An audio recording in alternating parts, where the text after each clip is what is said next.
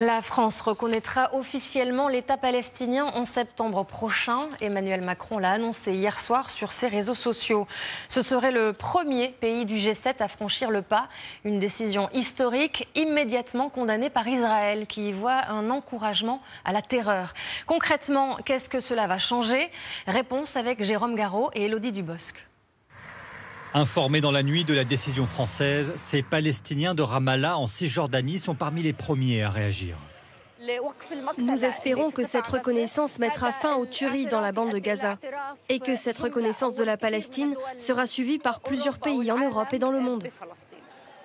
Nous remercions la République française pour cette décision et nous espérons qu'elle se traduira par des actions concrètes. Hier, le consul général de France à Jérusalem a apporté la lettre d'Emmanuel Macron au président de l'autorité palestinienne, Mahmoud Abbas. Le président français s'engage à reconnaître un État palestinien en septembre prochain.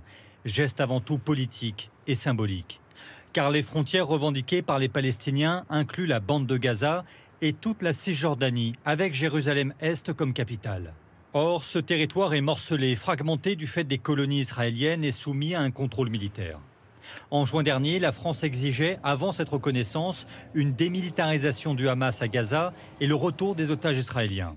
Aujourd'hui, il n'est plus question d'imposer des conditions aux Palestiniens. Concrètement, sur le terrain, ça ne va rien changer. En revanche, au niveau politique, c'est très important parce que ça dit quoi? Ça dit que par rapport à ce qui se déroule à Gaza en ce moment, la solution est politique. Elle n'est pas militaire, on le voit bien. La guerre continue, il y a des milliers de morts, les otages n'ont pas tous été libérés. Donc la solution militaire ne fonctionne pas. Après les échecs successifs pour appliquer un cessez-le-feu, la diplomatie française dit vouloir donner du poids à l'autorité palestinienne, rivale et ennemie du Hamas.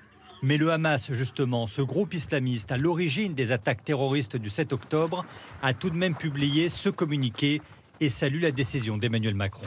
Nous considérons cela comme une étape positive dans la bonne direction pour rendre justice à notre peuple. Israël, de son côté, dénonce une tache noire dans l'histoire française. Et le chef de la diplomatie américaine, lui aussi, fustige une décision imprudente. 148 pays à travers le monde, très majoritairement en Amérique latine, en Afrique et en Asie, reconnaissent déjà l'existence d'un État palestinien.